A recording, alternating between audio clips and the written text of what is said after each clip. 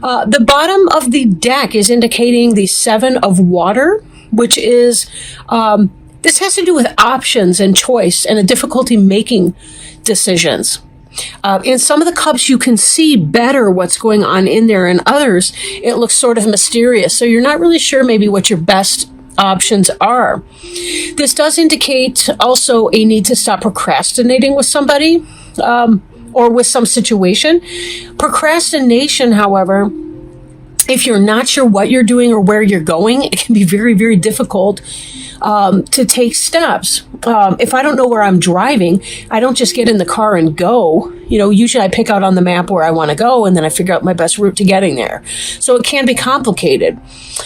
For some of you, it may be you want to sit down, pad, pen, or laptop or notebook or whatever your list making tool is. Write a list of some different things. Write a list of some different options, rate them, how important that seems to you, that sort of thing, to see if you can't, by chance, procrastinate. Unfortunately, sometimes when we're making important decisions, it's not so much about what is our best option, but what is our least awful option. For some reason, I'm thinking of the election cycle, but any typical year. But you get the idea, right? See if you can't identify what it is that you want by just taking notes. You don't have to commit just because you put it on paper or because you type it into your phone. See if you can't come about it that way, and maybe that'll help you narrow it down so that you can make your best option. Okay. Now, basically what's going on, like in your general energy right now, is this idea of too much going on at once, the need to make a decision and consider a more playful approach. 2 of Earth, again, has to do with choice making, juggling a lot of things at once, but choice making, decision between 2 things. The 7 of Cups would say, yeah, well, it's even more than that. It's about 7 or more things that you're trying to do. So figure out what's the most important. Is there a timeline that you're operating within? Sometimes that can help you identify what the immediate priorities are versus those that are not. It's difficult sometimes when you're feeling overwhelmed not to lose your sense of humor. But that's one thing about Capricorns. They tend to be wicked funny. I mean, like freaking hilarious. So see if you can't tap into that sense of joy. Maybe it's time to just kind of put things down for a little bit and say, hey, I'm just going to enjoy myself. It's the weekend or whatever. And then say, I'm going to return to this Monday morning at 8, or whatever works for you in your schedule, right? But doing something like that, it might help you to stay organized and to stay grounded. And that's another thing. When we're dealing with complex decisions, we're not sure which way we want to turn. We've got too many choices. It can be very, very helpful to go for a long walk in nature. To replant something that's overgrown in its pot, get yourself back into that grounding space. Do a mindfulness exercise, or soak your feet in Epsom salt in water, something like that can kind of return you into that place, right? So that you can see your options. Don't put off decision making too darn long, because that other card, the 7 of Cups, was warning about stop procrastinating. So if it's been going on for too long, it may mean, again, you just kind of have to make the choice of what's the least offensive option moving forward. This kind of illuminates a little bit of the confusion. This wheel card, things are happening, changes are occurring, and you may not know which way to go about it. But the wheel is turning in your favor. So if you have been feeling stuck, this is going to move forward. This may mean that you've got something that's coming in, some new piece of information. Somebody says something or does something, an option, a door opens. You receive some kind of an information of a sort. It's divinely inspired, right? 10 is completion in other levels. Like in the minor arcana, this is a major arcana card, meaning this is about your spiritual journey. It's also a 1, but it's kind of an octave higher than your entry level 1. I want to call it that. I don't know why. But this does indicate that spirit is helping. Something behind the scenes that's completely out of your control is going to influence you, and it's also going to unstuck you, because now you're going to know what to do, because you're going to have this information coming in, and it will be helpful information. So don't worry, you will be getting through this very quickly. What is on your mind is about, well, defending your beliefs and decisions, standing your grounds, and choosing your battles wisely. Right? Seven of Fire is a card of passion, but it can be about fighting battles and kind of putting yourself out there. This may be in part why there's kind of a tiredness that I'm feeling from some of you right now. As your wheel of the year is closing, which it is because we're coming up on your Capricorn birthdays, or coming up later on in the month of December, just really in a week or less, choose your battles. Because if you're putting energy into things you cannot control, and remember, the only things that you can control are what you think, say, and do. You cannot control the world at large outside your door. Even emotions didn't make that list, right? Because, things upset us, but it's kind of how we respond to that, what lessons we learn from that, how we behave and what we say, what we do, how we think about our situation. That's really the only power we have in a world that's so large and so out of our control. So be careful that you're not putting burdens onto yourself that are unnecessary for you, and tap into that sense of humor. If you feel like you've been getting kind of, I want to say defensive, this really is a card of defense. Defense and people be almost like attacking. That may be kind of your mindset right now, because this is the location of this card, even, is what's on your mind, right? Is feeling defensive. The Two of Earth back here reminded you to consider that more playful approach. It may not be that serious, right? The world was broken before you were born. It's going to continue to be broken long after you've left the planet. And that's unfortunate. But, again, there may be little small steps that you can do that will make a overall big difference, in that. Just be careful not to get weighted down by the things that are beyond your control. The Empress card here. Empress is about fertility and manifestation, abundance, right? It's also about nurturing yourself, right? Self-care. Be very careful with all that's on your plate and as overburdened and taxed as you're feeling. And you may be feeling a little burnt out right now. It's time to tap into this Empress energy. So if you have somebody in your life, potentially a Virgo or a Libra, because Empress is associated with the Venus, with the planet Venus. And we do see Venus right now in the sky. If you look, let's see, when I was in Phoenix, I looked kind of to the south, not long after dark, and I could see her bright above the horizon. But so she's kind of maybe going to be like in the southern sky, not very, very high, but you can see that planet.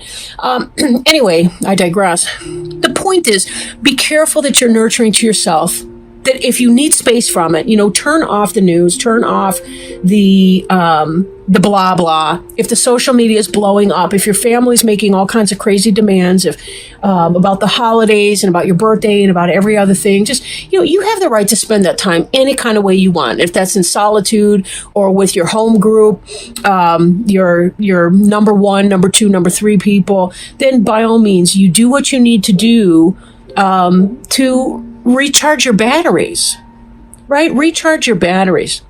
I'm noticing very strongly this deer over here, and it is a buck, which is a male deer. Deer really teaches us about gentleness. It's a gentle teacher. There was an Arthurian legend in which one of the knights, I forget which one, followed a white hart, H-A-R-T, which is a deer, off into the forest, into a new adventure. It's kind of like the white rabbit of Alice in Wonderland, leading this knight into a new adventure.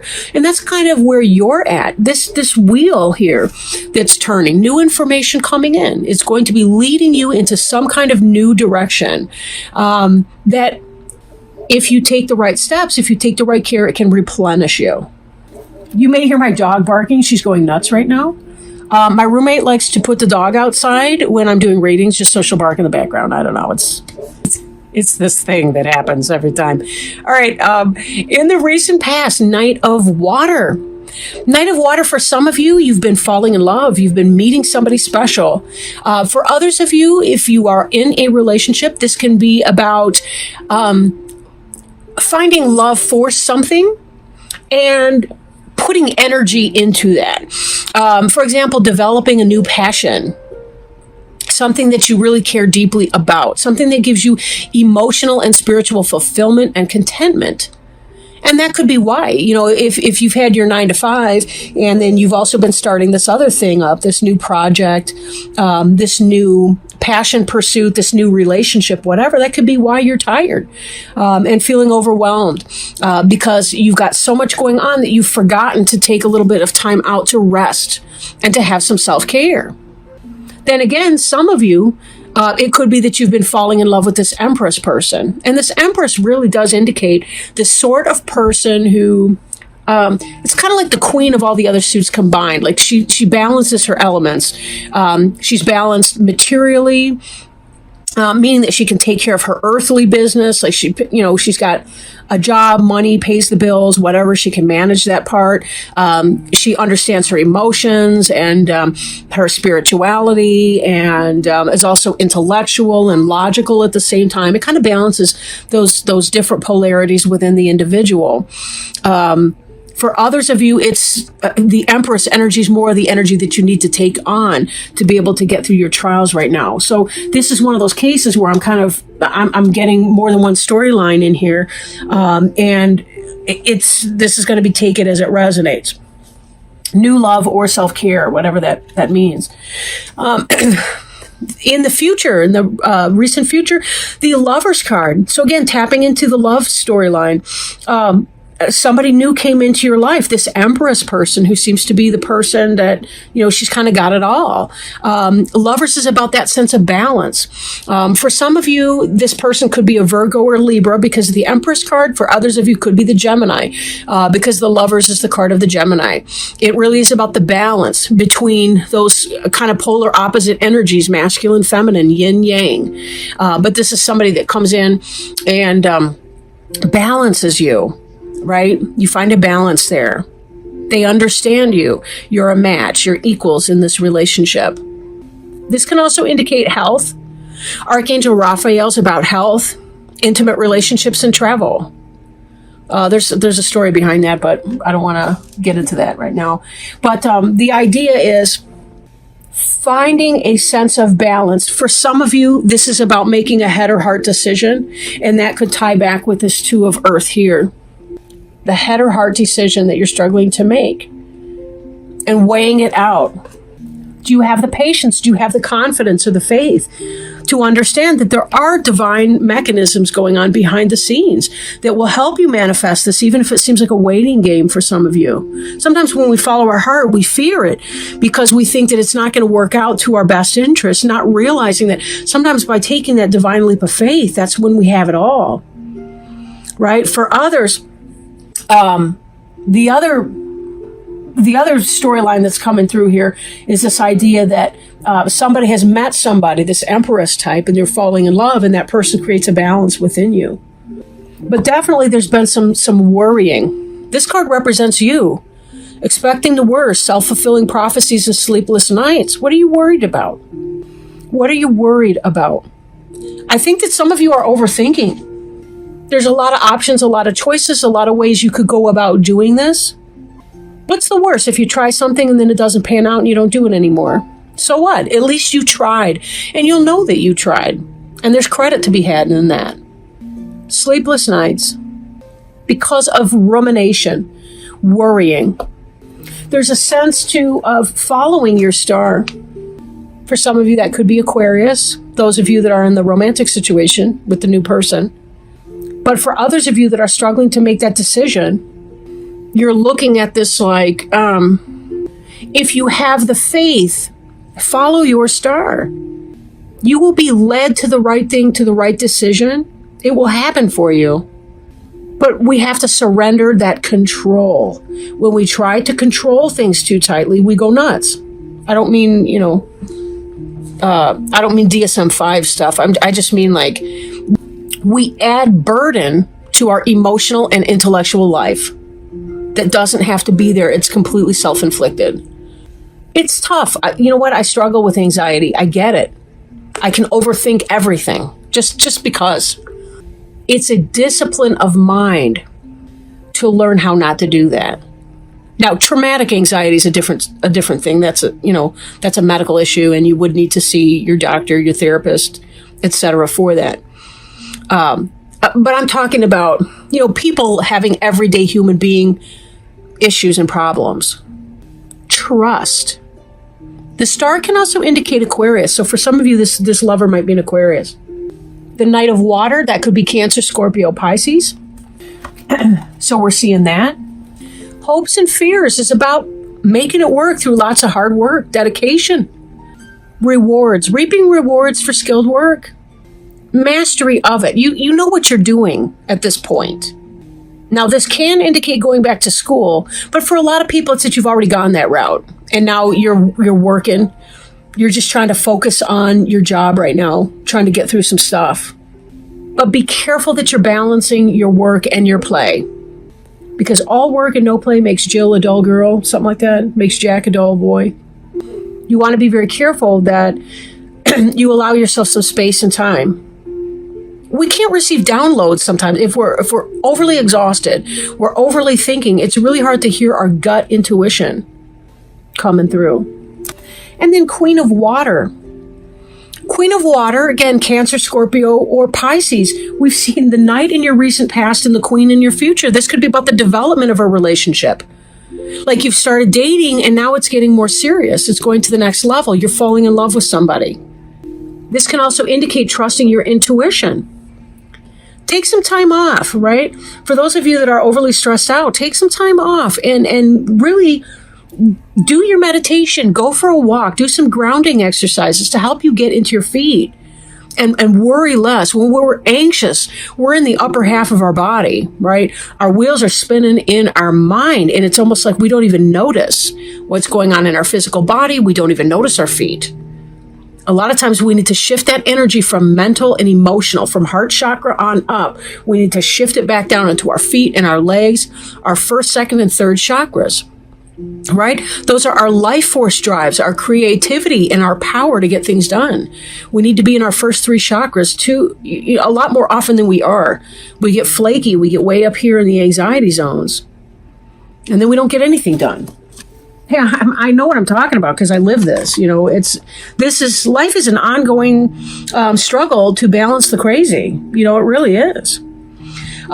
Next, I'm pulling oracle cards as well for each of the people that I'm doing, or each of the groups I'm doing readings for. These are Healing with the Angel oracle cards, and I was shuffling just to, to kind of. I like to shuffle before I start rolling. I want to say rolling tape. That's such an ancient expression, but before I start recording. And this one leapt out, so I just stopped at that moment. When I get a jumper, I'm going with it. This card is forgiveness. Let go of anger and resentment and feel yourself healed. You don't need to forgive the action, just the person, so that you can be at peace. By drawing this card, your angels guide you to release anger and irritation. They realize that you may be perfectly justified in feeling angry, yet they ask you to look at the high price you pay for being the vessel of anger. Forgiveness does not mean what you did is okay to me. It simply means I am no longer willing to carry around pain in response to your actions. When we hold unforgiveness in our hearts, we only punish ourselves after all. Your angels will help you release unforgiveness if you will just ask for their assistance. Very important, right? This has to do with choosing battles. When you get yourself into warrior garb, it's really hard to let your guard down and just be in the moment. Because we're in yesterday and what happened to us, what transgressions happened to us. Or we're in the future and we're thinking worrisome thoughts about what may happen next time. And if I see her again, if I see him again, we live in that space. That's exhausting. It's exhausting. This Two of Earth indicates the need for a more playful approach.